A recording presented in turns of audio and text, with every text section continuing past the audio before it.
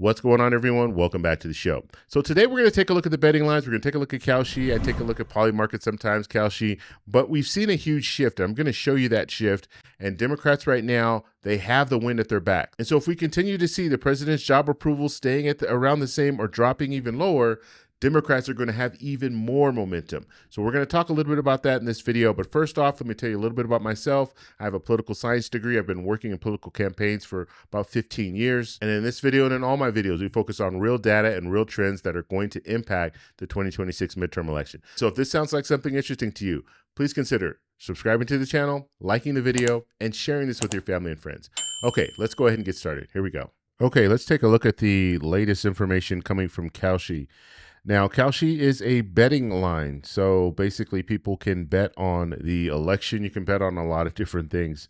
But let me just show you what's going on when it comes to Kalshi and how they view the race for who's going to take back control of the House. So looking at Democrats right now are at 78%. Republicans are at 21%. Now, remember, this is a win probability. So they're basically saying that if we had 100 coin flips, we would see Democrats or the Democratic Party taking back control of the House 78 times and Republicans taking back control of the House 21 times. Now, there's a reason why this number is so high.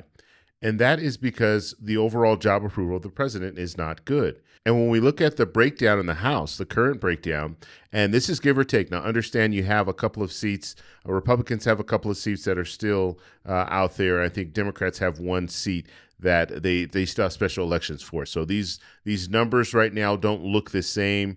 Right now, I think Republicans have dropped below 218, or they're around 218, 217, 218, and then Democrats are around 214, okay? So looking at the current numbers as they would stand after the special elections, we would see Republicans at 220, Democrats at 215. Now, the important thing to note here is in order to take back control of the House, Democrats are going to need to net 3 seats. Now, historically speaking, the party that's not in power tends to take back control of at least the House and sometimes the Senate in that midterm election. And so we're in a midterm election, and this is what we're anticipating. We're anticipating this because the president's job approval is not improving. He is underwater when it comes to his job approval. We're looking at job approval at around 42% right now, and we're basing this on an average of all the different polls that are out there. Some polls are showing him below 40%. Some polls are showing him at 45 or 46% approval, and so that is the reason why we're looking at 42. Ballotpedia is showing 42%. It's been showing us 42% for the last couple of months, and so we'll have to see if that goes up or down. But what's important to note is that if the president's job approval is under 50%, historically that signals that the president is going to lose seats in the House in that midterm election.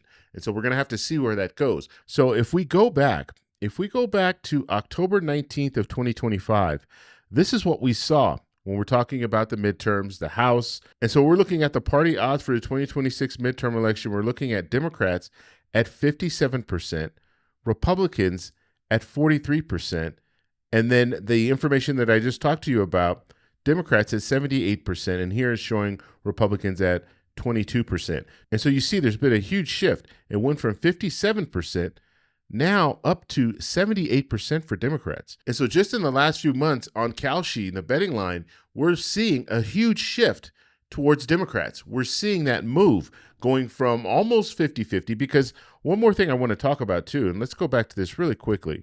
When we're looking at betting lines, we're talking about win probability. So although this 57% to 43% looks like it's a huge margin, we're not talking about points. We're actually talking about a win probability. And I stated that before, out of a coin flip, 100 flips, we would see Democrats win 57 of those and Republicans win 43. And so these odds are not that far apart. And so when we compare that to 78% to 22%, that's a huge margin. But looking at 57 to 43, that's not that big of a margin. Because if we go down from 57, let's say we go down to like 52%. So 52%, 48%. So Democrats 52, Republicans at 48. That would be almost a 50-50. That's a coin flip, heads or tails. That's what we would be looking at in that scenario. So 57 to 43, that's not a huge margin. But now we're looking at 78%, and that is a huge margin for Democrats, and that shows that Democrats have the momentum, at least when we're looking at the betting lines. But I want to know what you guys think, so let me know down below. If you like this video, please give me a thumbs up. Please subscribe for more, and remember, stay informed, stay engaged, and I'll talk to you in the next one.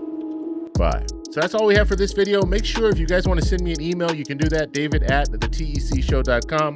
Like the video, subscribe for more, and check out these videos over here for some more great content. Talk to you later. Bye.